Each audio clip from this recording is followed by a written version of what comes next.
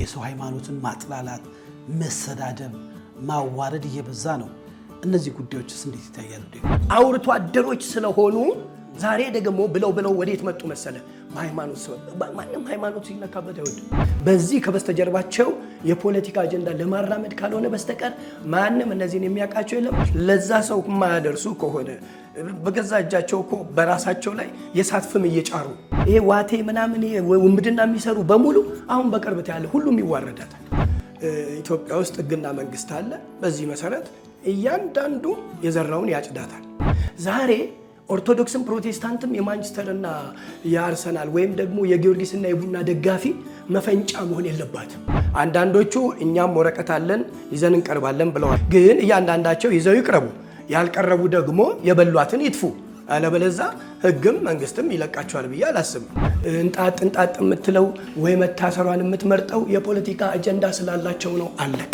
የሚያለቅሰው በዛ ዲብ ይሄን ተመልክታል በአንድ ነገር ፕሮቮክ አድርገን መታሰር እንደ ገቢ ምንጭ እየሆነ ነው ይያልከኝ እነሱ እሱ ለሰጠው በቦርሳ ብሩን ተሸክመው ማለት ነው እስክስታ እየደለቁ ጥሬ ስጋ እየበሉ እንደተለያየ ያያርጉ ይሰጣሉ ይስጡ ያሰው ይተቀመል ግን የተገቢውን ብር አይሰጡ ጠቅላይ ሚኒስትር ሆኖ እንደ ዶክተር አብይ የተሰደበ ሰው አለ ሚዲያ ላይ ያለው የሚዲያ ጥማት አይደለም ያ ሰው ራሱን ሐዋርያ ብሎ የሚጠራ ሰውዬ በመሰረቱ የቤተክርስቲያን መጋቢ ደብድቦ የተባረረ ነው ጠቅላይ ሚኒስትር መለስ ዜናዊን እኮ መናገር አይደለም ማሰብ ያሳስራል በደርግም እንዲከባድ ነበር እመነኝ ከቅርብ ጊዜ በኋላ እነዚህ አሁን የቤተ ክህነት ሰዎችም የካውንስሉ አመራሮችም በዚህ ጉዳይ ላይ ዝም የሚሉበት ምክንያት የለም አይኖርም ይሄን በቅርብ አብረን እናያለን እውነትም የሚረዱ የሚያግዙ መስለው ይታዩን ነበር ብዙዎቹን ሳይ ግን ዛሬ ላይ ራሳቸው ወጥተው አደባባይ ላይ ንስሐ ሲገቡ ኢትዮጵያን ህዝብ ይቅርታ ሲጠይቁት አንድ መኪና አቀበላለሁ ብዬ እዚህ ጋር ማንሳት አልፈልገውም ግን ምን ልልህ ብዬ ነው በተለይ ከታንተን ተጠቂና ሶሻል ሚዲያ ላይ መጣችሁ አታልቅሱ ዲብ ህግ ዳኛቸዋል ስላልክ እኛም ማስተላልፈናል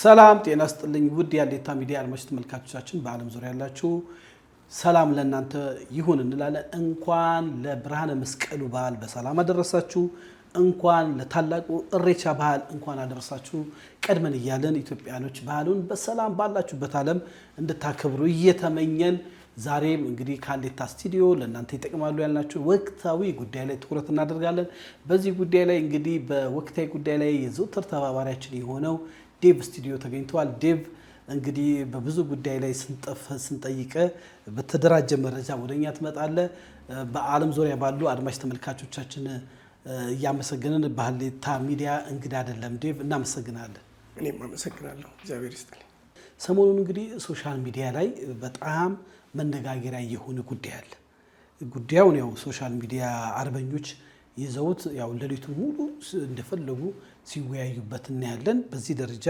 ኢትዮጵያኖች ይዘረፋሉ ብለን አናስብም ነበር በተለይ የእርዳታ ስራ እንሰራለን የሚሉ ከሀገር ውስጥ እስከ ውጭ ተደራጅተው ወደ 270 ሚሊዮን ብር የሚያህል በጠቅላላው ተዘረፈን የሚሉ ዘራፊ ግሩፑ እንግዲህ ህግ ነው የሚዳኘው እከሌ ነውኛ ለማለት አንችልም ግን እዛ ኔትወርክ ውስጥ ያሉ እንግዲህ ለማሳያ የሚሆን ቴዲ ሐዋሳ በሚል ቲክቶክ ፕላትፎርም የዘር ማዘዣው ሊወጣባቸው አሉ በታችሁ ተጠርጣሪ ናቸው የሚባሉ ለማመን የሚከብዱ ማስተራብነት ምን ያልተጠራልና በጣም ግራ ገባን እና ይሄን ነገር ከስር መሰረቱ ስናጣራ በጣም በሚገርም ሁኔታ ጎንደር አካባቢ ኦሮሚያ ሳይቀር አረብ ሀገር ስራ እናስቀጥራቸዋለን በማለት በጣም ከፍተኛ ብር በመውሰድ በተጨማሪ ደግሞ ቢሮ እየከፈቱ ውጭ ሀገር ሰዎችን እንወስዳ ቪዛ እናስመታለን እያሉ የብዙዎችን ኢትዮጵያኖችን የላብ በብድር የተገኘ ብር እየተዘረፈ ይገኛል ይሄንን ጉዳይ ተከታትለ ከሆነ እንዴት አየው ዴቭ እውነት ለመናገር በተለይ በዚህ በሚዲያ ትንሽ ደጅ ያስጠናውበት ምክንያት ወደዚህ በፍጹም አልቀርብም ብዬ ነበር እንደምታውቀው ግን እንዲህ አይነት አንገብጋቢ ጉዳይ የወገን አለኝታነትን ለማሳየት ያው ግዴታም ስላለብኝ መጥቻለሁ ለዚህም ደግሞ እርግጠኛ ሆነ ስለጋበስከኝ በዚህ አጋጣሚ አመሰግናለሁ ምንድነው እንግዲህ እንደምናውቀው ኢትዮጵያውያን በርካታ ኢትዮጵያውያን አገር ውስጥም በመላው ዓለም ያሉ በበጎነት በመልካም ስጦታ ሁሉም ይታወቃሉ መጽሐፍ ቅዱስ ራሱ ሲናገር ለድሃ የሚሰጥ ለእግዚአብሔር ያበድራል ይላል። እኔ በዚህ አጋጣሚ ቴዲ አዋሳ በጣም ብዙ ጊዜ ሶሻል ሚዲያ ላይ በእርግጥ እኔ ከ6 ወር በላይ ሆኖኛል ቲክቶክ እንኳን ካቆምኩ፣ ግን አልፎ አልፎ ታያለህና በጣም የማደንቀው የማከብረው ጥሩ የሚዲያ ባለሙያ፣ ሌላም እንግዲህ የተለያዩ ሙያዎች ይኖሩታል። ግን በዚህ አጋጣሚ በጣም ነው የማከብረው፣ በጣም ነው የምወደው። ማለት በተለይ በሃይማኖት ጉዳይ፣ በብሔር ጉዳይ፣ በአገር ጉዳይ ባላንስ የሚያደርግ ልጅ ነው። አሁንም ይሄ ነገር ቆርቆሮት ተሰምቶት ስለሰማ ይመስለኛል አይቻለሁ በዮኒ ማኛ ቤትም በሌላም ቦታ በምትፈልጉበት ቦታ የሚመለከታችሁ ሰዎች እንድትገቡ ይላል። ይሄ ማለት ምን ማለት ነው? እንግዲህ እንደነ ፍራኦል ኢቴቻ የሚባል በጣም እኔ በዚህ አጋጣሚ እሱንም እግዚአብሔር ይባርከው ከዚህ በፊትም አንስቼ አውቃለሁኝ። በጣም ብዙ ችግረኞችን ይረዳል። እኔም ሊቭ ብዙ ጊዜ አይቻለሁኝ። የሚረዱ ሰዎችንም ያበረታታል። ማለት እንደርሳለን ለሰዎች የሚሉትን በዚህ አጋጣሚ በእርግጥ በርካታ ኢትዮጵያ ውስጥ ከመቄዶንያ ጀምሮ እነ ሙዳይ ሌሎችም በጣም ብዙ የእርዳታ ድርጅቶች አሉ፣ ማንም ዞር ብሎ ያላያቸው። አንዳንዶቹን ስታያቸው ለሚዲያ ታይታ አጠገባቸው ያሉ ሰዎች ሰፈራቸው ወይም ዘመዶቻቸው የተቸገሩ ሰዎች 10 ብር ሳይሰጡ የሆነ ቦታ ላይ ቪዲዮ ገጥመው ምን ብለው ሌላ ሰው እኮ ነው የሰጠው። ፍራኦል ኢቴቻ ለሰጠው እነሱ የሚታዩበት ሁኔታ አለ እና የተለያየ ነገር እና እንዴት ነው ጥቂቷን ነገር ይሰጡና ይመስለኛል ብዙውን የራሳቸውን ነገር ያካብታሉ። ይሄን ደግሞ ውጭ ያለ ሰው አያውቅም። ለምን ከሚያለቅሱት ጋር የኛ ህዝብ ያለቅሳልና አንዳንድ ጊዜ ያዞንባ ያለቅሱና አብረው እውነትም የሚረዱ የሚያግዙ መስለው ይታዩን ነበር እኔ ብዙዎቹን ሳይ። ግን ዛሬ ላይ ራሳቸው ወጥተው አደባባይ ላይ ንስሐ ሲገቡ የኢትዮጵያን ህዝብ ይቅርታ ሲጠይቁ ታያለ። ግን የበደሉትን ህዝብ ይቅርታ መጠየቅ ትልቅ አዋቂነት ሆኖ ነገር ግን ያጠፏትን ጉዳይ የህጉን ጉዳይ ለህጉ እንተዋለን። ማንም ከህግ በታች ነው የትኛውም ሰው፣ እኔም አንተም ማናችን እግዚአብሔርን የሚፈሩ ከሆነ ይህን ጉዳይ ቶሎ ያስተካክሉ። ካላስተካከሉ ደግሞ ኢትዮጵያ ውስጥ ህግና መንግስት አለ። በዚህ መሰረት እያንዳንዱ የዘራውን ያጭዳታል። በየትኛውም ሁኔታ በእንዲህ አይነቱ ውንብድና የተሳተፉት አሁን ቅድም እንዳልክ በተጠርጣሪነትም ሆነ በወንጀልም ክስ የተመሰረተባቸው ካሉ ህግ የያዘው ጉዳይ ካለ ለህግ እንተውና ይህንን እንዲህ አይነት ነገር መልካም ስብዕና ያላቸው መልካም ስራ የሚሰሩ ፍራኦል ኢቴቻን ብቻ ጠቀስን እንጂ በርካታ ኢትዮጵያኖች ጥቂት እኔ በቅርብ ለምሳሌ አንዳንድ ጥያቄዎች ይነሳሉ። ለምሳሌ የመጡ ጥያቄዎች ናቸው። ገንዘብ ይሰጣል፣ ይረዳል፣ ከሰው ተቀብሎ ነው የሚሰጠው ሲባል ኖ እኔ በላቤ ሰርቼ ወገኖቼን ለመርዳት ነው ብሎ ነው። እኔ ማስታውሰው ፍራኦል ኢቴቻ አንድ ህፃን ልጅ ወደ ወለጋ አካባቢ ናት መሰለኝ ወልዳ ሜዳ ላይ ወድቃ እሷን በማገዝ የጀመረ ይመስለኛል። በጣም መልካም ስብዕና አለው፣ ይረዳል። ግን ምን ይላሉ የታይታ ነው የሚሉትም አለ የሚሉት ሰዎች ናቸው። እኔ የሚዲያ ሰው ስለሆንኩኝ ነው።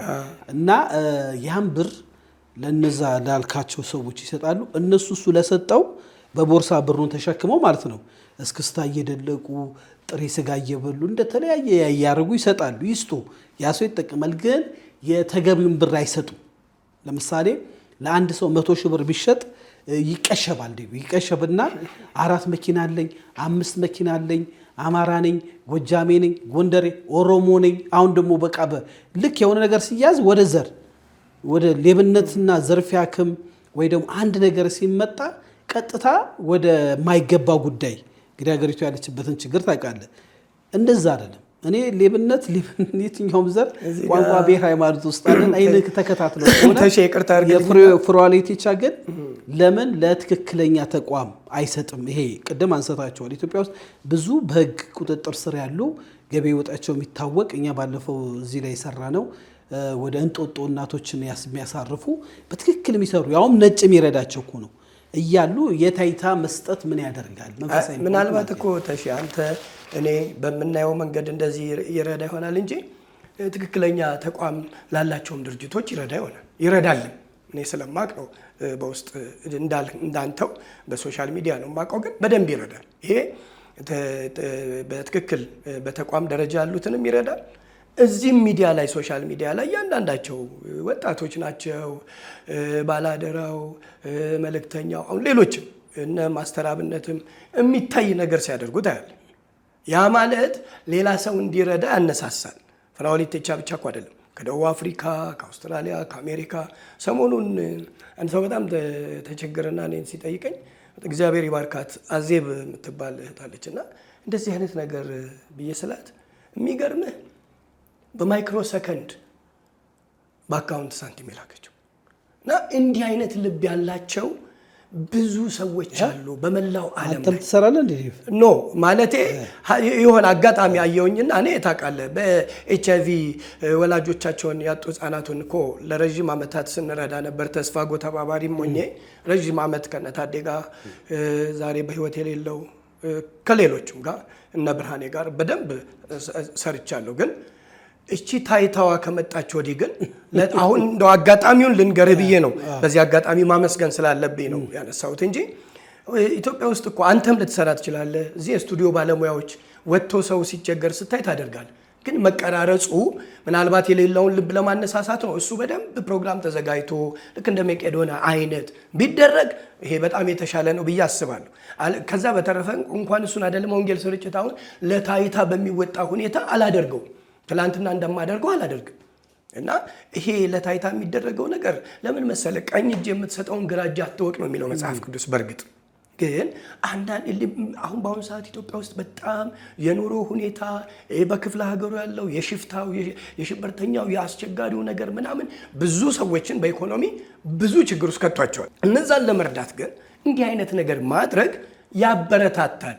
ለታይታ እያደረጉ እንዳልከው ሻንጣ ሙሉ ገንዘብ ተሸክመው የላከው ለዛ ሰው የማያደርሱ ከሆነ በገዛ እጃቸው እኮ በራሳቸው ላይ የሳት ፍም እየጫሩ ይሄ አንድ ቪዲዮን ተለቆ ነበር። ህግ ብቻ አይደለም እግዚአብሔርስ እንዴት ይለቃቸዋል? ፊዮሪና የምትባል ልጅ 10,000 ብር ነው ምናምን ሰጠው ብላ አስቀርሳ ለሴትዮዋ ግን 1,000 ብር የሰጠች ወጣ ይቅርታ ጠይቃለች እያለቀሰች። ይሄንን እኮ ነው ማለት አሁን ፍራኦሊቴቻም ይሄ ነገር ነው የገጠመው ይመስለኛል። ምክንያቱም እሱ ኤቪደንስ አለው፣ ወረቀት አለው።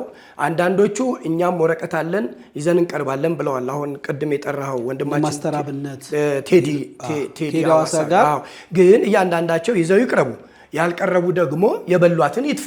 አለበለዛ ህግም መንግስትም ይለቃቸዋል ብዬ አላስብም። ለምን መሰለ ይሄ የዜጎችን መብት አንድ ቤተሰብ ውስጥ ባለ አባትና እናት አባት ኃላፊነት እንዳለበት ሁሉ መንግስትም ለሀገሩ ለዜጋው ኃላፊነት ስላለበት ይሄንን ደግሞ በብቃት እያሳየ ስላለ የሀገሪቱ መንግስት ምንም አትጠራጠር። እያንዳንዱ ለምሳሌ በአዲስ አበባ ብትል አዲስ አበባ ፖሊስ ኮሚሽን ጠቅላይ መምሪያ በዚህ የትኛውም ሰው በዚህ በሶሻል ሚዲያ በአንዳንድ ሁኔታዎች ጉዳቶች ችግሮች ለተፈጠረበት ሰው መንገዱ ክፍት ነው። ጠቅላይ መምሪያ ሄዶ ማመልከት ማስረጃቸውን ማቅረብ ይህንን ነገር ማድረግ ፌዴራል ፖሊስ ኮሚሽን አለ። እያንዳንዱ ሌት ተቀን ነው የሚተጉት በዚህ ጉዳይ ላይ። ምንም ኢትዮጵያ ውስጥ አሁን ልንገርህ ከሌባውም ከወንበዴውም የፈጠነ የቴክኖሎጂ እርምጃ ነው ያለው። ስለዚህ ለህግ መቅረባቸው አይቀርብ እያልከኝ ነው? ጉዳዩ ህጉን የተመለከተና በህግ አግባብ የሚካሄድ ከሆነ ለጉዳዩ ልባት የሚሰጥ እንዴ 270 ሚሊዮን ብር እኮ ነው። አንዳንዶቹ 50 ሚሊዮን ብር ተወስዶባቸዋል። መስከረም 17 እንግዲህ ስሟን መጥቀስ ስለማይገባ ነው በህግ የተያዘ ጉዳይ ስላልሆነ ገንዘቡን የወሰደችው ልጅ ዱባይ ሆና ከዱባይ ወጣለች ይላል። ተባባሪ አካላቶች አሉ። እነዚህ ሰዎች ደግሞ በሌላ ጎናቸው እርዳታ ሰጪዎች ናቸው። በጣም ይገርመ ለመናገር ራሱ እኮ ፈራለሁ። ብዙ ዊልቸር ሲረዱ አይቻለሁ በቪዲዮ። አሁን አይገባ በችግረኛው ጉሮሮ ላይ እንዳንቆም እኛ ማድረግ አንችልም። ተሺ እዚህ ጋር ሊያዝ መቼም በዚህ ዘመን እርዳታ ከተባለ መቼም ትንሹም ትልቁም እቺ አይን አይቶ ልብ ይፈርዳል። እንደ ቀዳማዊ እመቤት ክብርት ዝናሽ ታያቸው ይቅርታ ቀዳማዊ እመቤት ወይዘሮ ዝናሽ ታያቸው ሶሪ እና በጣም የሚገርም የሳቸውን ያህል በትምህርት ቤት ደረጃ ቢሆን በዊልቸር ዘመናዊ በመስጠት ቢሆን የሳቸውን ያህል በጎ አድራጎ እኔ አሁን በዘመኔ ካየሁት ያለ አለ ብዬ አላስብም። ለምን መሰለ አሁን እንዳልከው ቅድም እኮ ህገወጥ የሰዎች ዝውውርም ምንም ምሕረት የማይደረግለት ሴትን መድፈር ምናምን እነዚህ ነገሮች አሉ። እነዚህ ተያይዞ ህገወጥ የሰዎች ዝውውር ይሄ ሪል ስቴት ምናምን ይሄ ታዋቂ ትልልቅ በአገሪቷ ላይ አሉ የተባሉ የሚያጓጉ በጣም የሚገራርሙ ጄነራሎች ሚኒስትሮች እንደ ድሮ አይደለም። ዛሬ ከማንም ጋር ስካይላይት ብታገኝ ሂልተን ሆቴል ሸራተን ብታገኛቸው አቅፈው ስመው በደንብ ፎቶ ይነሳሉ። ያንን እያደረጉ ይሄ ዋቴ ምናምን ይሄ ውንብድና የሚሰሩ በሙሉ አሁን በቅርበት ያለ ሁሉም ይዋረዳታል። ሁሉ እሱ ላይ እንገባለን እንዴ? አዎ አንዱ ትልቁ ጥያቄ ወደ ሀሌታ ስቱዲዮ መጣው። በተለይ ከባለስልጣናቶች ጋር ፎቶ ይነሳሉ፣ ስልክ ቁጥር ይቀበላሉ። እነዛ ሰዎች በመልካምነት ነው ኮሙኒኬት የሚያደርጓቸው። ኔትወርኩ ከዱባይ የጀመረ እስከ አዲስ አበባ አዘጋጅ ኮሚቴ አለ፣ ማስታወቂያ የሚሰራ አለ። ዱባይ ሳምንት ይመላለሳሉ። ግማሾቹ ደግሞ ተከራካሪ ናቸው።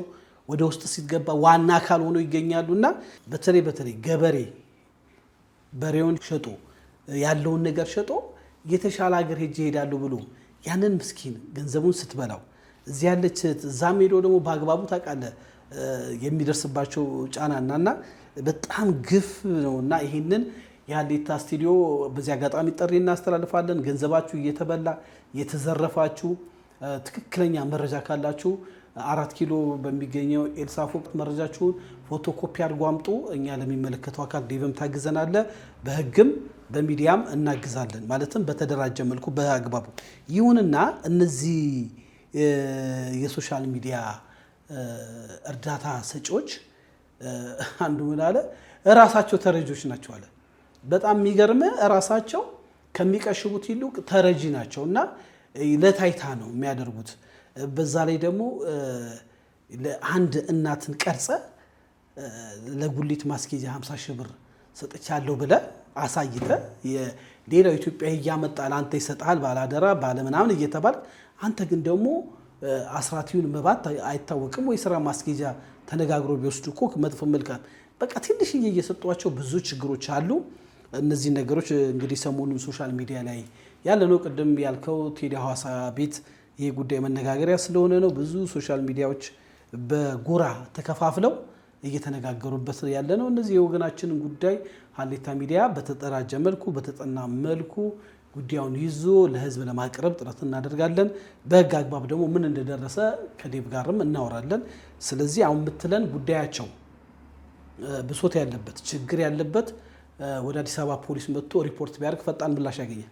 ተሼ በዚህ አጋጣሚ ልንገርህ፣ አሁን ቅድም ስላነሳኸው ስለ አረብ ሀገር ለ4 ዓመት ነው ለ5 ዓመት እኔ ኤጀንሲ ስራ አብዲ ይባል ኢማን የጉዞ ወኪል አብዲ ያኔ በዛ ጊዜ ህጋዊ ፍቃድ ከውጭ ጉዳይ ሚኒስቴር ከሰራተኛና ማህበራዊ ጉዳይ ሚኒስቴር ወስዶ እሱ የሳውዲ የዱባይ መኖሪያ ፍቃድ ስለነበረው እኔ ተወክዬ ሰራ ነበርኩ። አውቀዋለሁ ስራውን። ለአንዳንድ ሰዎች እንደውም እኮ ትኬት በራሳችን ቆርጠን ሁሉ የምንልክበት ጊዜ ነበር። ዛሬ ላይ ግን እኔ በጣም የሚገርመኝ ቅድም እንዳልከው ገበሬውን በሬውን ምኑን ሸጦ ልኳቸው እዛ ሲንከራተቱ ስታይ የዛሬ 2 ዓመት አካባቢ ብዙዎችን እዚህ ደህና ስራ የነበራቸው ከመሬት ተነስተው ቢሰሩበት እዚህ አዋጭ መሆን እየቻሉ ያልተሰራባት ሀገር መሆኗን እያወቁ መስራት እየቻሉ ደርሶ ብሶተኛ ሆነው ሊያናግሩ ሁሉ አንዳንዶቹ ፈቃደኛ አይሆኑ። የሆነ ልክ እንዴት ነው ለምሳሌ ያህል የግድ መጠቀም ብቻ አይጠበቅብህ በምታየው። አሁን ደርግም ኢህአዴግም በነበረ ጊዜ ለምሳሌ ጠቅላይ ሚኒስትር መለስም ጠቅላይ ሚኒስትር ኃይለማርያም ደሳለኝም መንግስቱ ኃይለማርያም ብሩሳት እያንዳንዳቸውን ታውቃለህ። በዚህ ጊዜ በዚህ ሁኔታ እንዲህ ተደራጅቶ በኢህአዴግም ጊዜ ተደራጅተው ወጣቶች የሚሰሩበት አንዳንድ ነገር ተደራጅቶ ተመቻችቶ ነበር። አሁን ደግሞ የበለጠ በሆነበት ጊዜ ተነስተው ሄደው የሚደርስባቸው በደል በጣም አሳፋሪ ነው። ቲቮዞ አላቸው ቲክቶክ ላይ። ለዚህ ነው አሁን ከቲክቶክ ዓለም ውስጥ ጠቅላላ ነው የወጣሁት። በቲቮዞ የሆነ ጥሩ ነገር እንኳን ለማድረግ ስትል ሞራልን የሚነካ ነገር የሚመስል የሚያመጡ ሰዎች አሉ። ለምን ቅድም እንዳልከው እዚህ ጋር የሆነ ነገር ተሾመን በቃ እንደ ጥሩ ለማድረግ ይሞክርና ግን ለካ ከተሾመ ጋር ነው የሚሰራው። ገብቷል። ስለዚህ በዚህ አጋጣሚ በህገ ወጥ የሰዎች ዝውውር የተጎዱ ሰዎች ባለፈው እኮ ትዝ ይልሃል ታስታውስ እንደሆነ አላውቅም። አይ ቲንክ ክርስቲያን ቲዩብ ላይ ነበር የቀረብኩትና አረብ ሀገር ሰርተው የመጡትን ሴቶች እንኳን እንደዚሁ ገንዘባቸውን እየበሉ እያጭበረበሩ። አሁን ሰው ምን መሰለ ብዙ ጊዜ ገንዘብ እንኳን ጠፍቶበት አይታል ወይ የሆነ ነገር ስልክ ተሰርቆበት ፖሊስ ጋር ስትለው ፖሊስ ምን ያደርግልኛል ይላል። ፖሊስ በመሰረቱ በተለይ አዲስ አበባ ፖሊስ ኮሚሽንም ሆነ ፌደራል ፖሊስ የህዝቡን መብት ለማስከበር ቀንና ሌሊት ከህዝቡ ጀርባ ሆኖ ወንጀልን እየተከላከለ ነው። አንዳንድ ሰዎች አይተህ እንደሆነ ቤታቸው ተሰብሮ ሄዶ እንኳን አያመለክቱም። ግን እቃቸው ቤታቸው ድረስ ሲመጣ ለካ ፖሊስ እንደዚህ ነው እንዴ ይላሉ። ገብተዋል። አሁንም በእንዲህ አይነት አደጋ ውስጥ ያሉ ሰዎች በህገወጥ የሰዎች ዝውውር ነው የሚባለው። አሁን አንተ እንደ ቀልድ በሶሻል ሚዲያ ሰው ሀገር ገንዘብ እንትን አድርገው ማስታወቂያ ሰርተው እያልክ ነው። ይሄ እንደ ቀላል የሚታይ አይደለም። በመሰረቱ ህገወጥ የሰዎች ዝውውር የራሱ የሆነ ህግ አለው። ድንበር ተሻጋሪ ምናምን ኢቭን በአዲስ አበባ ፖሊስ ኮሚሽን ብቻ ሁሉ ላይ ይታይ ይችላል። በፌዴራል ፖሊስም ሊታይ ይችላል። ነገር ግን እንዲህ አይነት ብሶት ካለባቸው የሚመለከተው አካል አዲስ አበባ ፖሊስ ኮሚሽን ጠቅላይ መምሪያ ከሆነ ፒያሳ ከፍ ብሎ ሶራምባ ሆቴል አጠገብ ሄደው ማመልከት ይችላሉ። ፌዴራል ፖሊስ ጠቅላይ መምሪያ ደግሞ ከሆነ ሜክሲኮ ኬኬር ህንፃ አካባቢ ሄደው ማመልከት ይችላሉ። እንደ ዜጋ ኢትዮጵያዊ ናቸው። ውጭም ሆነ እዚህም ሆነ በውክልናም ቤተሰብ እናት፣ አባት፣ እህት፣ ወንድም እስካለው ድረስ በእንዲህ አይነት አደጋ የደረሰባቸው ሰዎች አሁንም በምንም አይነት ሁኔታ መጥተው ኮምፕሌን ቢያቀርቡ ውጡ ከዚህ ሂዱ ከዚህ የሚላቸው የለም። የተደራጀ መረጃ ይዘው ሪፖርት ማድረግ ብቻ ነው ከነሱ የሚጠበቀው። ግን ምንድነው ሰው ትልቁ ችግር ይመጣል፣ ቃል ይሰጣል። ምስክርነት ካሰጠ በኋላ አንዳንድ ጊዜ እንዴት ነው አካሄድ አለው። ፍርድ ቤት መቅረብ አለ። ፖሊስ ጣቢያ ከሄድክ በኋላ ፍርድ ቤት ማዘዣ መውጣት አለ። እነዚህን ነገሮች ታሳቢ አድርገው ነገር ግን መፍትሄ እንዳለ እርግጠኛ ሆነው ነው መምጣት ያለባቸው።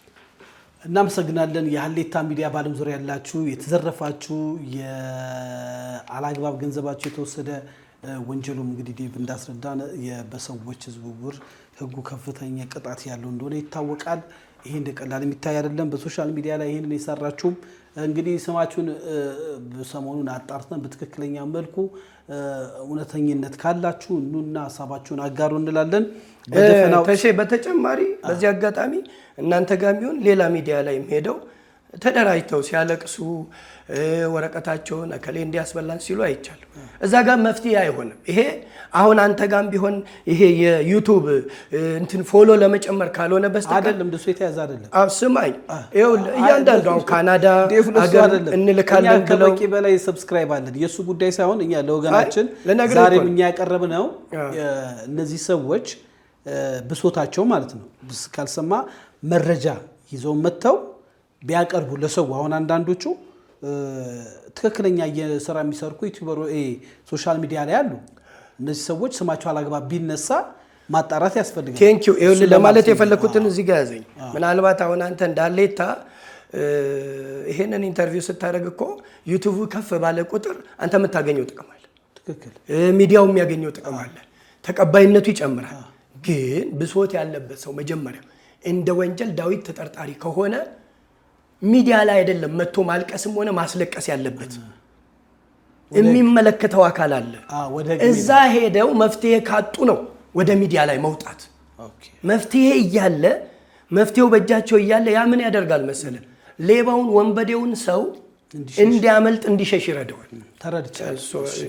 ይቅርታ ያው መቼም ዩቲዩበር አይደለን። ወደሚቀጥለው ሀሳብ እንሄዳለን። ዴቭ ሰሞኑን አንድ ቤተ እምነት ውስጥ በተለያየ ቤተ እምነት ውስጥ እየተሸሸጉ ኢትዮጵያዊነትን የማይገልጽ ቤተክርስቲያናቶች የሚቀበሉትን ሃይማኖታዊ ስርዓቶችን በአደባባይ ስዕሎችን የቤተክርስቲያን ስዕል አድኖ የሚባሉትን በመቅደድ በቆሻሻ ውስጥ በመጣል እንደምንድን ነው እንደ ካምፔን አንድ ሴት ልጅ ነገር መሰለችኝ የጀመረችው እንደዛ ተጀምሯል። የሰው ሃይማኖትን ማጥላላት፣ መሰዳደብ፣ ማዋረድ እየበዛ ነው። እነዚህ ጉዳዮችስ እንዴት ይታያሉ? እንደው ተከታትለው ከሆነ በሕግ ጥላ ስር የሚሆኑ አሉ። የሰው ቤት ደግሞ በር ገንጥለህ ገብተህ ለቤተክርስቲያኑ ማን እንደሾመ አይታወቅም። የቤተክርስቲያን አባቶች ትልቅ ተቋም ሀገር የሆነች ኦርቶዶክስ ምታል ቤተክርስቲያን እያሉ እሷን ራሱ አባቶች ምንም አይሉም ይላል። ቤተክርስቲያንን ለኛ ስጡ ቢሰጣ ምን ሊያደርግ ነው? ይሄ አንድ ዩቲዩበር ቤተክርስቲያንን ተቀብሎ ምን ሊያደርግ ነው? እንደው ዝም ስለሚባል አሁን አንዳንዶቹ ቤተክርስቲያናችንን ተው ለኛ ስጡ የሚሉት እኮ የሃይማኖት አባቶችን ነው። የሃይማኖት አባቶች ሕግ ያውቃሉ፣ አካሄድ ያውቃሉ። ሰው ቤት መኝታ ቤት ክፍል ድረስ ገብተህ እናትንስ ማስለቀስ ተገቢ ነው ወይ? ሁሌ ደግሞ በሃይማኖት ጉዳይ እየተነሳስ መደንፋት ተገቢ ነው ወይ? የአቃቢ እምነት ወይ አቃቢ ሃይማኖት አይደለም። ልክ እንደዛው ደግሞ ፕሮቴስታንት ሃይማኖት ውስጥ ሆነው የሰው ሃይማኖትን የሚሳደቡ እንደ ዘማሪ ትዝታው አላቆመም አሜሪካን ሀገር ድረስ ሆኖ የሰው ሃይማኖት ማስተማር መከራከር ስርዓት ባለው መልኩ እኮ ተገቢ ነው። ግን ያጥላላ እየተሳደብክ ወንጌልስ መስበክ እንደዚህ ነው ወይ? ለእውነትስ መቆም እንደዚህ ነው ወይ? እያስፈራራ ሂዱ ቤታቸው ጋር ሰፈራቸው ይሄ ነው የሰውን ፎቶ እየለጠፉ በጣም በዝቷል። እንደ በይንስ እንዴት ተታዘበዋለህ? እኔ ያው እንግዲህ ስም ስለጠራህ ከመጨረሻው ስነሳ ወንድማችን ቀድሞ ዲያቆን አሁን ፓስተር ትዝታው በዚህ አጋጣሚ እኔ ለሱ ትልቅ ሪስፔክት አለኝ። ግን ምንድነው በእምነት ዙሪያ በሃይማኖት ዙሪያ ብሽሽቅ ውስጥ ትላንትም ከትላንት ወዲያ ከዚህ በፊትም እንደምናገረው ባለውበት በወንጌል አማኝ ውስጥ የወንጌል አማኙን የማይወክሉ ሐሰተኛ ነቢያትን ስቃወም እኔ በጥላቻ አይደለም። መጽሐፍ ቅዱስ ሲናገር ወንድሙን የሚጠላ ነፍሰ ገዳይ ነው ይላል። ነገር ግን እስካልተማሩ ድረስ እስካልተመለሱ ድረስ እነዛንም እቃወማለሁ። በመሰረቱ የሃይማኖት ብሽሽቅ እንዳልከው እኔ ለምሳሌ የቡና ስፖርት ክለብ ኳስ ደግፋለሁ። ከፕሪሚየር ሊግ ደግሞ ማንቸስተርን ደግፋለሁ። ዛሬ ኦርቶዶክስም ፕሮቴስታንትም የማንቸስተርና የአርሰናል ወይም ደግሞ የጊዮርጊስና የቡና ደጋፊ መፈንጫ መሆን የለባትም። ትንሹም ትልቁም ከመሬት ተነስቶ የእምነት አባቶች የት ናችሁ? በዚህ ወጥቶ በዚህ ወርዶ እነሱ የደረሱበት ደረጃ ላይ መቼ ደረሱ? እነሱ በመጀመሪያ ደረጃ የኢትዮጵያ ኦርቶዶክስ ተዋሕዶ ቤተክርስቲያን አልወከለቻቸውም። የኢትዮጵያ ወንጌላውያን አብያተ ክርስቲያናት ህብረት ካውንስልም ያልወከለቻቸው የሐሰተኛ አስተምህሮ ተወካዮች በየዩቱቡ ላይ እየወጡ አርቲስቶችንም የእምነት አባቶችንም ሲናገረው ያለው። በዚህ አጋጣሚ እያንዳንዱ የቤተ እምነት ወይም ደግሞ በኢትዮጵያ ፌዴራላዊ መንግስት የጸደቀለት የእምነት ተቋማት ኃላፊዎች እስካሉ ድረስ የህግ ባለሙያ እስካላቸው ድረስ እያንዳንዷ ከዚህ በኋላ በእንዲህ አይነት ነገር ይሄ የሃይማኖት ብሽሽቅ ከዛኛው ወደዚህ ከዚህኛው ወደዚያ እየሄዱ ሲታሰር ወደ እኔ ሲፈታ ወደ እሱ አይነት ነገር ውስጥ ስትራቴጂ ያሉ በሙሉ በህግ መጠየቃቸው አይቀርም። እመነኝ ከቅርብ ጊዜ በኋላ እነዚህ አሁን የቤተ ክህነት ሰዎችም የካውንስሉ አመራሮችም በዚህ ጉዳይ ላይ ዝም የሚሉበት ምክንያት የለም፣ አይኖርም። ይሄም በቅርብ አብረን እናያለን። ለምን መሰለ? ምናልባት እነዚህ የምታያቸው በሙሉ ትላንትና ስቴዲየም ዙሪያ ላይ ጸበጫሪ የነበሩ በሙሉ ዛሬ ሚዲያ ላይ ወጥተው እንደፈለጉ ከፕሮቴስታንቱም ከኦርቶዶክሱ የሚፈነጩ ሰዎች ከጀርባቸው የፖለቲካ አጀንዳ ስላለ ይንጫጩና የሆነ ነገር ወይ ተሾመን ስም ይጠሩና ሲናገሩ ተሾመ ሲያሳስራቸው በህግ አግባብ ፍርድ ቤት ሄዶ ከሱ ሲታሰሩ ከዛ ምን አላቸው? ሰፖርት ይደረጋሉ። ገባኝ ማለት ገንዘብ ይዋጣላቸዋል። ሲታሰሩ መታሰር ይፈልጋሉ። ኦፍ ኮርስ ብዙዎቹን እንኳን አንዳንድ ጊዜ እኮ ፖሊስም እያየ አንዳንድ ያውቀው የሚተዋቸው እኮ አሉ። ለምን እንደሆነ ታውቃለህ? ሲስተማቸው ገንዘብ ለምሰብ ከዚህ በፊት አሁን እንትና ማን ነበር ይሄ ፌስታል ይዞ ትዝ ይልሃል?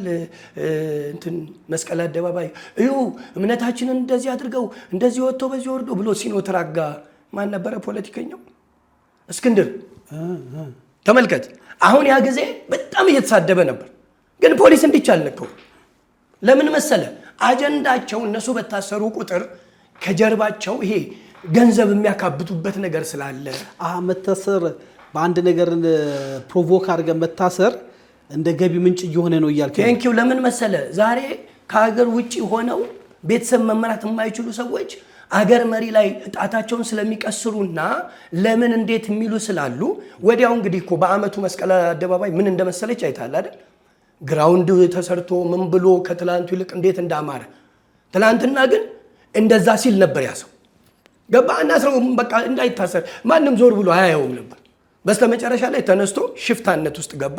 ከዛ በኋላ ሰምዴት እንዳለም አላቅመው። ምን ልልህ ብዬ ነው፣ የሚሰራ ሰው የተማረ ሰው አገሩን የሚወድ ሰው በመጀመሪያ ደረጃ ሃይማኖቱን ባህሉን የሚጠብቅ ሰው እምነት ያለው ሰው አንዴ ከዚህ አንዴ ከዛ ገባ። ግማሹ ውጭ ሀገር ሆኖ ግማሹ ሀገር ውስጥ ሆኖ እስኪ በአሁን ሰዓት እንደፈለገ አፉን የሚከፍታል እንደ ትላንቱ።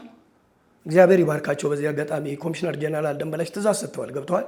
በቃ ይሄ የማንንም ስብዕና የሚነካ ሰው በሕግ እንዲጠይቅ ከስንት አንዱ እኮ ነው። አሁን እንዳልከው ስዕል አድኖ ለምሳሌ ያህል እኔ እንደ ቤተሰብ ስዕል ፎቶ ተስሏል ወይም ደግሞ ፎቶዬን ውጭ አውጥቶ አንድ ጎረቤት ጸብ ቢኖር ቢጥል የኔ ወንድም ወይ አንተ ብትጥል ይለቅሃል? የኔ ወንድም የኔ ቤተሰብ አይለቅህም እኮ። ልጅቷ ታማሚ ነች ብለዋል እናትየው።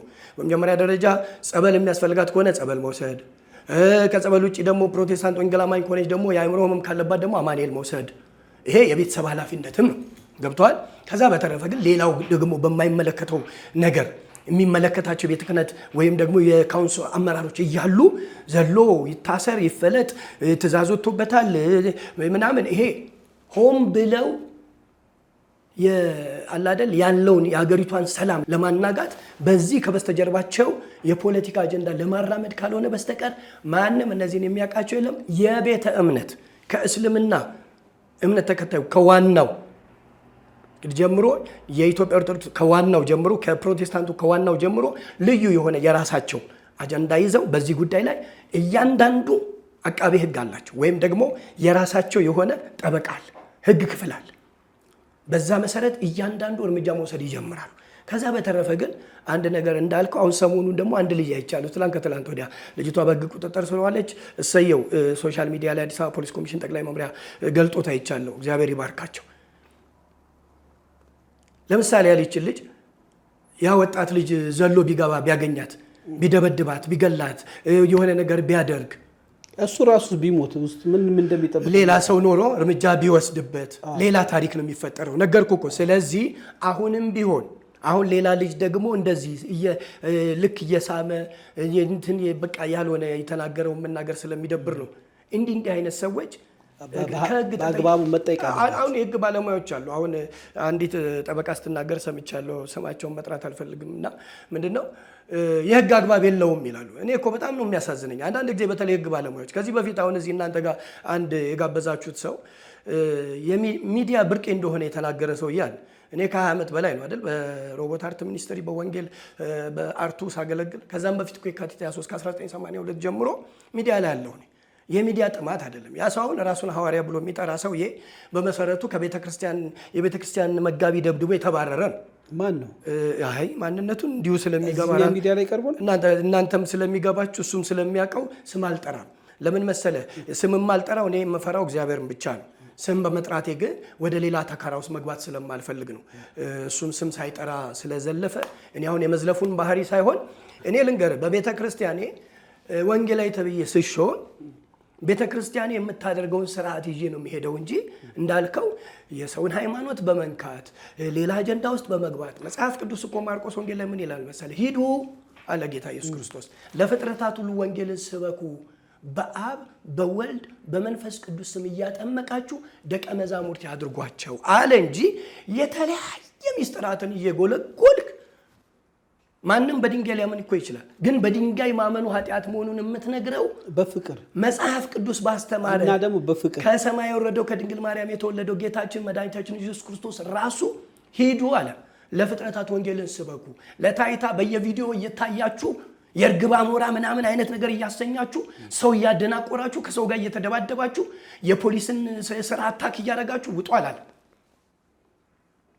ስለዚህ መጽሐፍ ቅዱሳዊ በሆነ መንገድ መጓዝ ነው እንጂ የሚጠቅመው ለሀገርም ለምድርም የሚጠቅመው ይሄ ነው እንጂ ከመሬት ተነስተ አባቶች ለምን ዝም አላችሁ? እኔ በጣም አፍራለሁ። አሁን ትልልቅ ጋዜጠኞች ሚዲያ ምናምን አሁን ሶሻል ሚዲያ ላይ ያሉ ከዚህ በፊት ሌላ ሚዲያ ላይ የሚሰሩ ከመሬት ተነስተው አባቶችን ሲዘልፉ ከዛም አልፈው መምህር ግርማ የሚባሉት ሰውዬ ጋር እንደሆነ በመንፈስ ቅዱስ የሚያፈስ ለዘላለም አይሰራይለትም ይላል። እንደዚህ ልክ እንዴት ነው አስኛ ነቢያት ቀጥረው ልጆችን እንደሚያስለፈልፉ እዛ ጋር በጸበል እንደምትለፈልፍ አድርገው የፕሮቴስታንቱን የወንጌል አማኙን አታክ በሚያደርግ መንገድ በልሳን የማፌዝ ነገር በመንፈስ ቅዱስ የማፌዝ ነገር ታል ያኔ ይኸውልህ እንዲህ አይነቱን ጉዳዩን ካውንስሉ በምንም ስህተት በምንም ሁኔታ አይታገስም ብዬ አምናለሁ።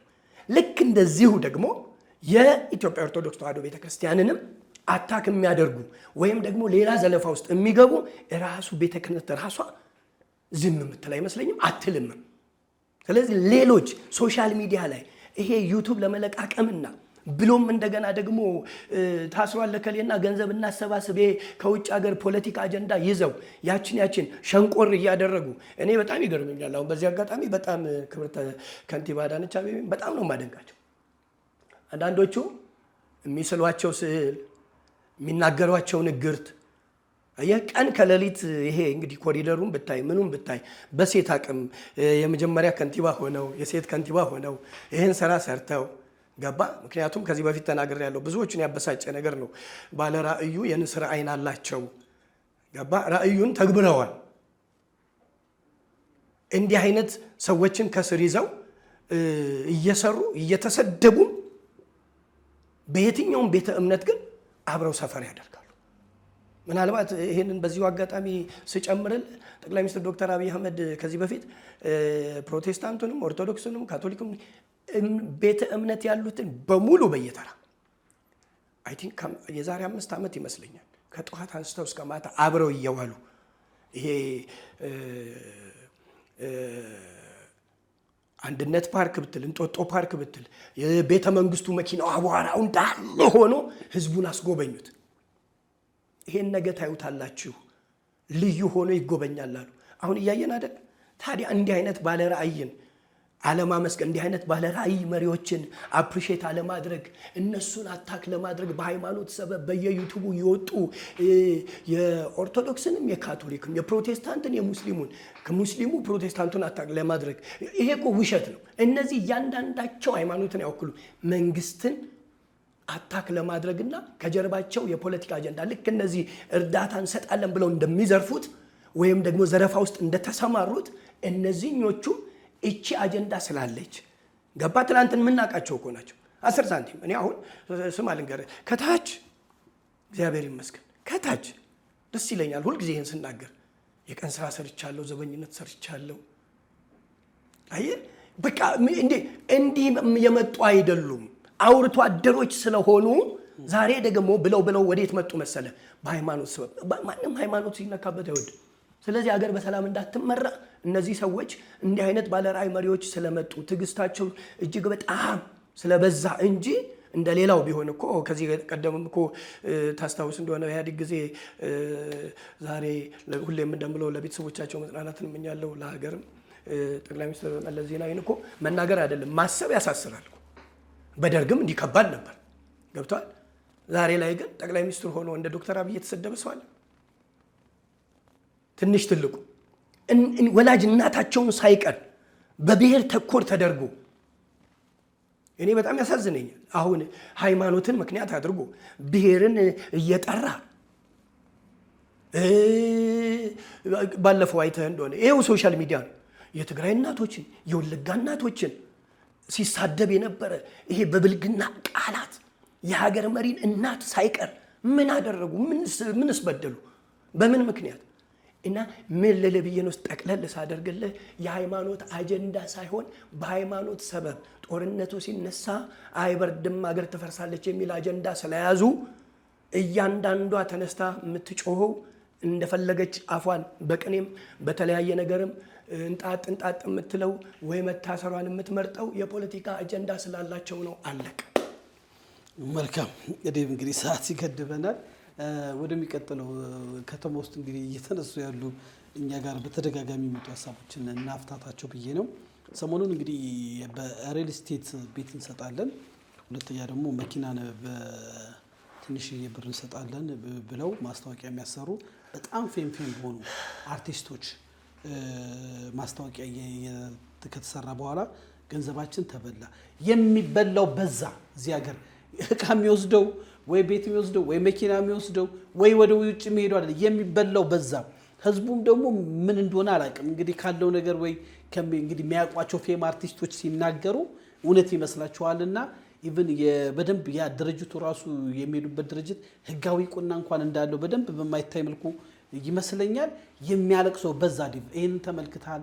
መኪና ላይ የሪል ስቴት ጉዳይ አለ። እነዚህ ታዘበክ ሆነ እንዴትስ ይታያል? እሱ ነገርኩህ እኮ እኔም ጋር ወረቀት አለኝ። እኔም አንድ መኪና አቀበላለሁ ብዬ እዚህ ጋር ማንሳት አልፈልገውም፣ ግን ምን ልልህ ብዬ ነው። በተለይ ከታዋቂ አርቲስቶች አንዱ ጋር ደውያለሁ በዚህ ጉዳይ ላይ ትንሽ ይሄ ሸዋሸዋ እንዳለው ወንበድና እንዳለ ራሱን እንዲያይ መናገር ስለማልፈልግ ነው። በዚህ አጋጣሚ ሉላ ገዙን በጣም ነው ማደንቃት፣ እግዚአብሔር ይባርካት። ሉላ የኢቢኤሷ ማለት ልክ ከነዚህ ከታዋቂ አርቲስቶች ጋር መጣች። በኋላ ላይ ይመስለኛል መልእክቱን ሰማችና ላጥ ብላ ወጣች።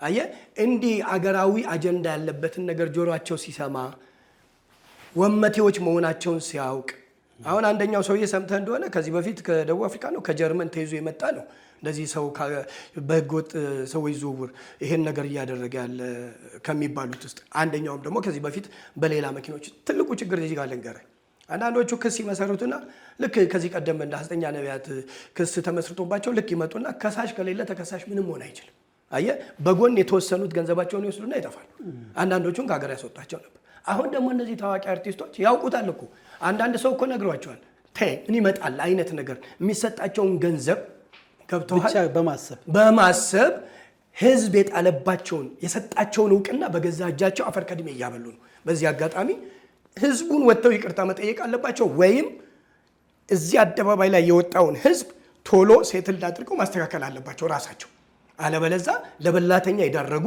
እነዚሁ ታዋቂ ሰዎች ስለሆኑ ምናልባት እኮ በያካሄዱ እኮ ማስታወቂያ ሰርቼ ነው እንጂ እንተና አላረኩም የዛኑ የድሃውን ገንዘብ እኮ ነው የተጠቀመው ስለዚህ በህግ አግባብ ከተጠያቂነት ላይድኑ ይችላሉ ስለዚህ ምናልባት እንዲህ አይነት ነገር ያሉ ሰዎች አሁንም የአዲስ አበባ ፖሊስ ኮሚሽን ጠቅላይ መምሪያም ይሁን ፌደራል ፖሊስ ኮሚሽን በሩ ክፍት ነው የተበደለን ሰው ፖሊስ ያለው ወንጀልን ለመከላከል ነው ወንጀል ተሰርቶብኛል ያለ ሰው እውነቴን ነው ማለት ተሼ ብዙ ሰው እኔ ይገርመኛል አሁን አንዳንድ ሰውን ስጠይቅ ይኸውልህ ስማ ልጨርስልህ አንዳንድ ሰው ብዙ ሰዎች ስጠይቅ ወይኔ ለካ ፖሊስ እንደዚህ ነው ምናምን ይልሃል እንዴት ስትል እንዴ እንደዚህ እኮ ይኸው አንዳንድ ዝርፊያ የተካሄደበት ቦታ ላይ ከሌቦቹ ትክክለኛ ይዘህ እኮ ከሳሽ እኮ የሚጠፋበት ጊዜ አለ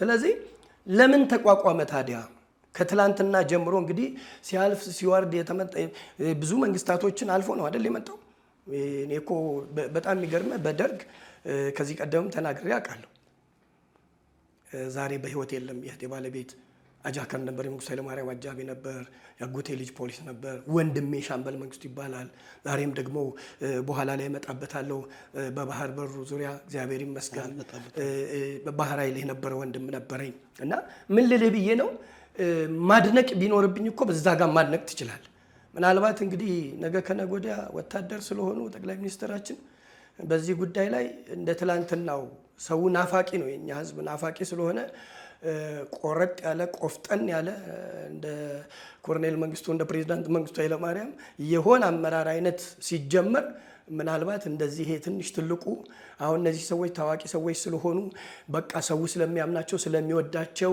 ጥሩ መኪና ስለሚነዱ እነሱ ይሄንን የሰሩበት ሁኔታ አምነው ነው ብሎ ስለሚቀር አየ ይሄንንም መንግስት ዝም ብሎ የሚያይ እንዳይመስል በቅርብ ጠብቅ እሺ እንግዲህ እኛ ጋር ዴቭ የተለያዩ ሰነዶች ይዘው እየመጡ አንድ ልጅ ሙሉ ክፍያ መጀመሪያ ግማሽ ከፈለ መኪና ልትረከብ ነው ሙሉውን አስገባ ተብሎ ሙሉ ከከፈለ በኋላ መኪናው እጁ ላይ አልደርስም አንዴ ጅቡቲ ደርሷል አንዴ ምን ደርሷል ደግሞ መኪናውን ሸጦ ነው እኮ ጊዜ ገደብ አለው አይደለ ጊዜ ገደብ አሁን የመጥሪያ ሁሉ የፍርድ ቤት ያው ፍርድ ቤት ተዘግቶ ይላል ያው ረፍት ላይ አይደለ ፍርድ ቤት እስከሚጠበቅ ነውና በጣም ብዙ ጩኸት እየበዛ ነው እኛ በዚህ ጉዳይ ያለውን ጠቅላላ ሁኔታዎች እየተከታተልን የገንዘባቸው የተወሰደ በዚህ ውስጥ ተሳታፊ የሆኑ አርቲስቶች በማወቅም ባለማወቅም በተለይ ማስታወቂያ ሲሰሩ ተደጋጋሚ አሁን ቅድም ሉላ ገዙ የሆነ ነገር ሸታታት 1 ሚሊዮን ብር ነው ምናምን መሰለኝ ይቅርብኝ ብላ ያው ተጠያቂነት የለባትም እዚህ ላይ ግን አሁን ብዙ አርቲስቶች ብዙ የቲክቶከር ሰራተኞች ስለታሰፉ አንዳንዶቹ ደግሞ የግልም የቅርብ ወዳጆቻችን ስለሆኑ ከመሰረት አጥርተን እነዚህ ስማቸውን ላይ ያልነው በጠፍቶን ሳይሆን በአግባቡ የሚመለከታቸው አካል አጣርተን ቢሮአችን ድረስ በመጋበዝ የነዚህ መኪና ሊወስዱ ያሉ ሰዎች ህልውናቸው ምንድነው አርቲስቶችስ እናንተ ተሰሰሩ ይሄን ነገር እንዴት አያችሁት ቤት ሪል ስቴት እንሰጣለን ብላችሁ እያዛጋችሁ ገንዘቡን ከሰበሰባችሁ በኋላ ገንዘቡንም ቤቱንም ሳያታስገኙ ያሉ ሐዋሳ ውስጥ የተደበቀ አንድ ትልቅ በተለይ በወንጌላውያን ቤተክርስቲያን ውስጥም ሪል ስቴት አንድ ትልቅ ፓስተር አለ ምን ታመጣላችሁ ብሎ በሶሻል ሚዲያ ጥሬ ቁርጥ እየበላ በጣም እያዳገረ በህግ ቁጥጥር ስር ውሎ ነበር አዲስ አበባ። ከዛ ተመልሶ ሄዶ ነው እሱ በህግ የያዘው ጉዳይ ስለሆነ ለህጉ እንተው። አይ እኔ እሱ ህግማ ይፈቷል። እኔ በህጉ ጉዳይ አይደለም ሰው ያው ትምክተኛነቱ በሱ እየጠጣ አንጀቱ ቅጥል ብሎ በሱ እየጠጣ የጨጓራ ምንድነው የጨጓራ መድኃኒት እየወሰደ እሱ ከጓደኞቹ ጋር የፍየል ቁርጥ እየበላ እየዘመረ ሳይ ለእንደዚህ አይነት ሰው ለእንደዚህ አይነት ሰው መጽሐፍ ቅዱስ ላይ ትዕቢት ውድቀትን ታመጣለች ይላል።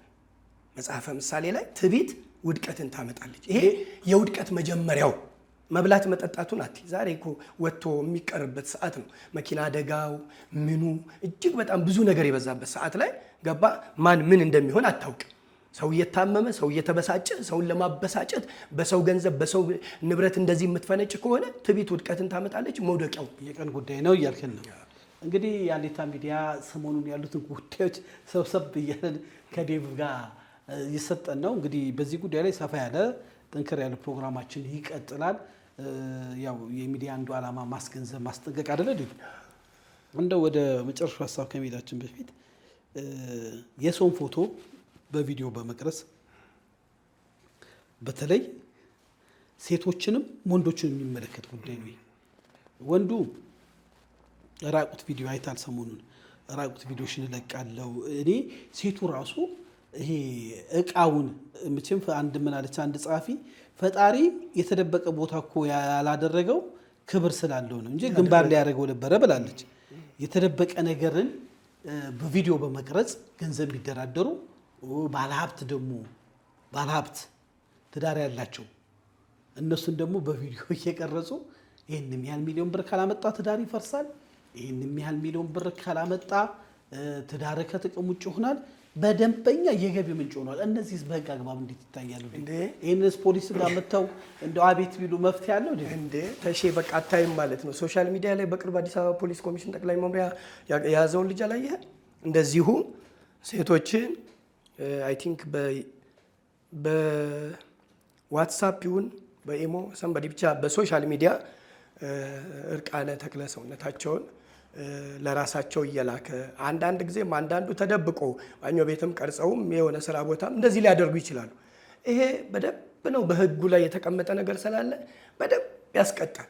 ስለማያውቁ አንዳንዶቹ አፍረው ተደናግጠው ወንዱም ሴቱም በዚህ ጉዳይ ላይ ወደ ህግ መምጣት ነው ያለበት። አላየህም? አዲስ አበባ ፖሊስ ኮሚሽን ጠቅላይ መምሪያ የአዲስ አበባ ፖሊስ ኮሚሽን ሶሻል ሚዲያ ፌስቡክ ግባና አንድ ልጅ አይተዋል። በጣም ብዙ ሰዎችን እንደዚህ ገንዘብ ይቀበል ነበር። ስለዚህ የገቢ ምንጭ ነው። እሱ ሌላ ዜጋ ሆኖ አይደለም። ኢቭን ሌላ ሀገር እንኳን ቢሆን በኢንተርፖል ሊመጡ ይችላሉ። ፖሊስ ይህንን ያደርጋል። ያለው ፖሊስ የህዝቡን ደህንነትና ህግን ለማስከበር እስከሆነ ድረስ ማንኛውም ሰው አሁን እንዳልከው ከሆነ አሁን ቀድም አላቋረጥህም ብዬ ነው ጊዜ ገደብ አለው ወይ አልኩ። እስኪመጣ ድረስ ክፈል ተባለ፣ መጥቷል ተብሎ ተከፈለ። በጊዜ ገደብ የታሰረ ከሆነ ቀጥታ ፖሊስ ጋር መጥቶ ማመልከት ይችላል። ግን ምን መሰለህ ያመለክቱና ማመልከቻቸውን ወይ የፍርድ ቤት ትዕዛዝ የወጣበትን ለባለ ጉዳይ ይሰጣል። ከዛስ ያ ይደራደርና ለሱ ገንዘቡን ይሰጣል ወይ የሆነ ነገሩን ይሰጣል። አየህ፣ ሌላው ደግሞ እንደዚህ በጀመሩት በህግ አግባብ አይጨርሱም። በህግ አግባብ ሲሄዱ መብታቸው ይከበራል። አለበለዛ ሶሻል ሚዲያ ላይ የመጡ አንተም እንደጠራሃቸው ህግ ቦታ ላይ ህግ እንዲፈርዳቸው ተደርጎ እውነቴን ነው የምነግርህ፣ ይሄን ካላደረገ በስተቀር እያንዳንዱ እንዳልኩ እኮ ነው። አሁን ትንሹም ትልቁም እኔም ከጎረቤት ስትጣላ ሁሉም ማን ላይ ነው ጣቱን የሚቀስረው? መንግስት ላይ ነው፣ የራሱንም ችግር ማለት ነው። ቴንኪው። ስለዚህ መጀመሪያ ህግ የተቋቋመው ፖሊስ የተቋቋመው የህዝቡን ፖሊስ እኮ ማን ነው? ከአንተ ከኔ ቤተሰብ እኮ ይወጣል። እያንዳንዱ እኮ የህብረተሰቡ አካል ነው። ስለዚህ አካሉ ሲታመም እሱም ይታመማል፣ ያዝናል። እንደ ማንኛውም ሰው ነው፣ መንፈስ አይደለም።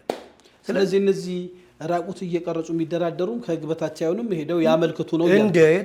እሱን እኮ አፍረ ገንዘብን ዝም ብለህ እየሰጠ ኖ እነሱ ራሳቸው ወንጀለኞች ናቸው ማለት ሰጪዎቹ ራሱ። አዎ። ስለዚህ ቀጥታ ለፖሊስ መምሪያ ወይም ደግሞ ባሉበት ፖሊስ መምሪያ በአቅራቢያቸው ማመልከት ይችላሉ። ከአቅም በላይ ከሆነ እነሱ አልቀበል ካሏቸው ደግሞ አዲስ አበባ ፖሊስ ኮሚሽን ጠቅላይ መምሪያ ወንጀል ምርመራ መጥተው ማመልከት ይችላሉ። እናመሰግናለን ዴቭ። እንግዲህ የመጨረሻው ጥያቄያችን መቼም በሀገር ጉዳይ በጣም ደስ እያለ በተለያየ መልኩ ሀሳብን ስትገልጽ አይቻለሁ። ከግድቡ ወደ ወደቡ ከሚሉት መሀል ደግሞ አንድ ትልቅ ቁጭት አለብህ። በጠቅላላ ቅድም ነገር አለ ስለ መንግስት ስራዎችን በተለይ በክቡር ጠቅላይ ሚኒስትር በከንቲባ የሚሰራውን ስራ ማጥላላት፣ ማዋረድ፣ መሳደብ መልስ አይሰጡም። ለምን ስራ ይናገር ብሏል። እነሱ ስራ ሰርተህ አውርተው ነው የሚበሉት። አውርቶ አደሮች ስለሆኑ ነው እንተውና የሚታይ ስራዎች ይናገራሉ። ይሄ አንዳንድ የተፈጠሩ ችግሮች ካሉ ደግሞ ችግሮችን በአግባቡ እኛ እንደ ሚዲያ በተደጋጋሚ ሰርተናል። እንደው ግን አንተ በጣም ደስ ብሏል። ሁለተኛ ደግሞ ባህር ኃይል ጋር የተቆራኘ ነገር አለ። ዛሬ የምፈልገው አንድም ጉዳይ አለ ብለሃልና በጠቅላላ ጉዳይ እሱን ብለን ጨርስ። ከዛ በፊት እንግዲህ ያው ቅድም እድሉን ስላልሰጠኸኝ የሚዲያውም ኤቲክስ ስለማይፈቅድ አሁን እድሉን ስለሰጠኸኝ ጳጉሜ 4 የመላው ኢትዮጵያ በሀገር ውስጥም በውጭ ሀገር በሙሉ በአባይ ጉዳይ ላይ ያልተደሰተ እንደው ያልፈነደቀ ኢትዮጵያዊ ያለ ብዬ አላስብም። እስላም ክርስቲያን ሁሉ እምነት ያለው የሌለው የትኛውም ከትንሽ እስከ ትልቅ እኔ እህቴ አንድ የኔ ታላቅ ሞቶ ከውጪ መታ ጸንሳ ነበር ሄደችው ከባለቤቷ እና ልጇ እዛ ተወልዳ በወንድ ገዝታለች። ይኸውልህ ከህፃን እስከ አዋቂ እኔ እንደውም ቅድም ስንናገረው ነበር ማነው እግዚአብሔር ይባርከው እንዴት እንደተገለጠለት አላውቅም። በልቤ ውስጥ ነበር ሚዲያ ላይ አልመጣም ብዬ ስላልኩኝ እንጂ ቲክቶክም ስላቆምኩኝ ነው እንጂ እቺ መሀሏ ኮከብ የለችም አረንጓዴ ቢጫ ቀይዋ የብሔር ብሔረሰቦችን ትወክላለች። እና ፍራኦል ኢቴቻ እንደ ሲናገር ምን አለ እንደው መንግስት ይሄን ቢያደምጠኛል እኔም ለፓርላማው ቢያቀርቡ ጠቅላይ ሚኒስትሩ ብዬ የምለው ነገር ቢኖር አባይ መሀሏ ላይ ቢደራ ይሄ ኮከቡ አምባሻ ነው ምናምን ኢሉሚናቲ ነው የሚባለው እሱ አይመለከተም። ብዙ ነገር የሚሉ አሉ። የብሔር ብሔረሰቦች ማሳያ እሱ ይነሳና የአባይ አርማው ይሄ ግድቡ እንደው ላይም ቢሆን የብሔር ብሔረሰቦች ስለሆነ ጠቅላይ ሚኒስትሩ ይሄንን ለፓርላማው አቅርበው ለምን መሰለ ከህፃን ጀምሮ 90-80 ዓመት በላይ የሆኑ አባቶች፣ እናቶች በየትኛውም ቤተ እምነት ኢትዮጵያዊ በሙሉ ዓለም ላይ ያለ በሙሉ ቦንድ ላይ ያልተሳተፋለ ብዬ አላስብም። ስለዚህ ያቺ የአባይ እንትኗ ጳጉሜ 4 መቼም እርግጠኛ ነኝ ልክ ዘመን መለወጫ ሁሉ ሊሆን ይችላል ብዬ አስባለሁ ወደፊት።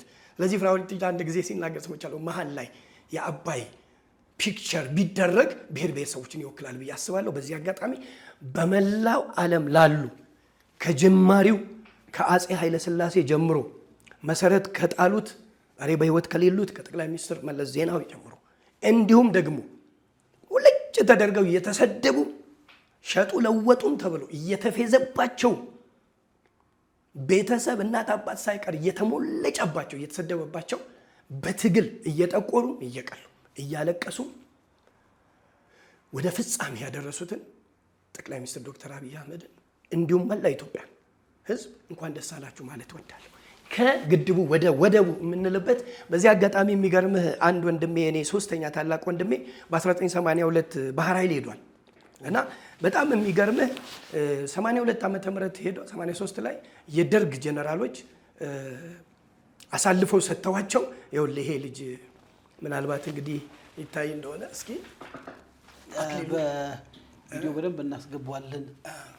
ኦኬ ወንድም ነው ይሄ ሶስተኛ ታላቅ ወንድሜ ነው። ባህር ኃይል ነው የኢትዮጵያ ባህር ኃይል አሰብ ባህርን ብንጠይቅ አንተ ይመለከታል ማለት ነው። ኦፍ ኮርስ በደንብ ባህር ኃይል ለበረን ባህር ኃይል ለበረን ስለዚህ አሰበኛ ነው እያልክ ነው በሌላ ቋንቋ እንዴ አይተህ እንደሆነ እኮ ግድቡ ማን ነው ልክ ግን እንደ ግድቡ እኮ ባህር ኃይል ሲቋቋም ምን ሲል ለስላሴ እንትን ሲሉ አለ እኮ ይሄ እኮ በቀደምት መንግስት በፖለቲካ ሰበብ ባሻጥር የተነጠቅ ነው እንጂ እኮ እንትን አይደለም። ስለዚህ ወንድም ባህር ኃይል ሆኖ ይሙት ይኑር አይታወቅም እስከ ዛሬ ድረስ እንግዲህ በመላው ዓለም እንግዲህ የስቱዲዮ ባለሙያችን ያስተላልፋል ጥሪ ያስተላልፍ አክሊሉ ወልደ ዮሐንስ አስፋውሰን ይባላል።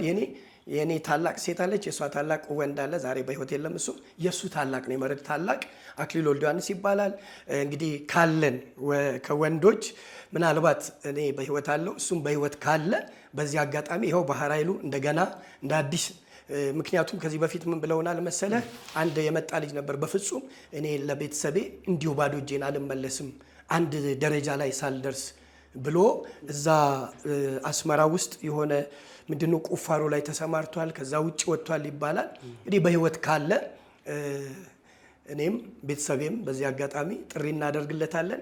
ባህር ኃይሉ ደግሞ የሚገርምህ አይተህ እንደሆነ አሁን ምኒልክ ከፍ ብሎ ጠቅላይ ሚኒስትር ዶክተር አብይ አህመድ አሁንም ክብር ይገባቸዋል። በሚገርም ሁኔታ የባህር ኃይሉን እንትን ሬዲ አድርገውታል ተሰርቶ ምናምን አይቻለሁ። እና በዚህ አጋጣሚ ያው ራእዩ ወይም ደግሞ ቪዥናችን ከግድቡ ወደ ወደቡ የምንልበት አጭር ጊዜ ይሆናል ብዬ አስባለሁ። ያለ ጦርነት ያለ ደም መፋሰስ እግዚአብሔር ይረዳናል፣ ወደባችንን እንጠቀማለን።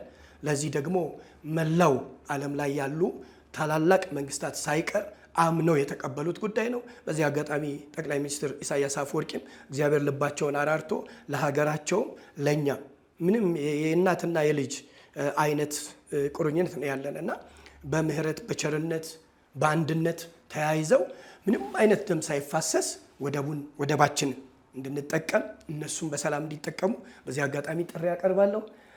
እንግዲህ ከዚህ በተረፈ እንግዲህ ለኢትዮጵያ ኦርቶዶክስ ተዋሕዶ ቤተክርስቲያን እምነት ተከታዮች መልካም የደመራ በዓል ማለት እፈልጋለሁ። እግዚአብሔር ኢትዮጵያን ሀገራችንን ይባርክ። እናንተንም አመሰግናለሁ። እግዚአብሔር ይባርካችሁ። እናመሰግናለን። ውድ የአለኝታ ሚዲያ ተመልካቾቻችን የዛሬው የልዩ ፕሮግራማችን ይመስላል። እንግዲህ የመስቀል በዓልን ለምታከብሩ እንኳን አደረሳችሁ። የኢሬቻ በዓልን ለምታከብሩ ውድ ኢትዮጵያኖች እንኳን አደረሳችሁ እንላለን። የዴቭ ወንድም አክሊሉ ባህር ኃይላችን ተቋቁሟል ካለ ናና በልምድ ደግሞ ሰርፕራይዝ አድርገን በታላቅ ክብር እንቀበልሃለን። ዴቭ እንግዲህ ያ ወንድም ወዳጃችን ዴቭ በዚህ መልኩ ጥሪ አቅርቧል። በተለያየ ሶሻል ሚዲያ በተለይ በሰው ዝውውር አላግባብ ብራችን ተወሰደ፣ ሜዳ ወደቅን ለምትሉ ኢትዮጵያኖች ከሀገር ውስጥም ከውጭም ያላችሁ በዙም እናወያያቸዋለን፣ ሀሳባችሁን እናቀርባለን። ለህግ መቅረብ ደግሞ ያለበትን ጉዳይ ወንድማችን ዴቭ ያግዘናል። ተባባሪ አካላችን ነው። እንግዲህ ህግን በደንብ ስለምታውቅ በዛ ጉዳይ ላይ የተደራጀ መረጃ ከመጣ በሶሻል ሚዲያ ላይ መጣችሁ አታልቅሱ ዴቭ ህግ ዳኛቸዋል ስላልክ ያው እኛም ማስተላልፈናል። በተረፈ ደግሞ የመኪናውም የሪል ስቴቱንም ጉዳይ እየተከታተልን እናቀርባለን። በሶሻል ሚዲያ የሰውን ቪዲዮ ድምፅ በመቅረጽ ገንዘብ የምትደራደሩ እናንተም የቀን ጉዳይ ነው፣ ለህግ ጥላ ስር መውረዳችሁ አይቀርም እያለ ነው። እንግዲህ መላው ኢትዮጵያኖች እንኳን እንደ አድዋ በዓል ዳግማኛ አድዋ የተባለው ኢትዮጵያ የራሷ በእናቶች መቀነት በላም በደም ባጥንት የተሰራው እንግዲህ ምንድነው ግድባችን ስራ ጀምሯል። ወደቡ ይቀጥላል፣ ነዳጁም ይቀጥላል። ኢትዮጵያ ታንሰራራለች። የዛሬው ፕሮግራማችን ይመስላል። ይህን ፕሮግራም ሰብስክራይብ፣ ላይክ፣ ሼር፣ ኮሜንት በማድረግ ከኛ ጋር ቀጥሉ። ሻሎም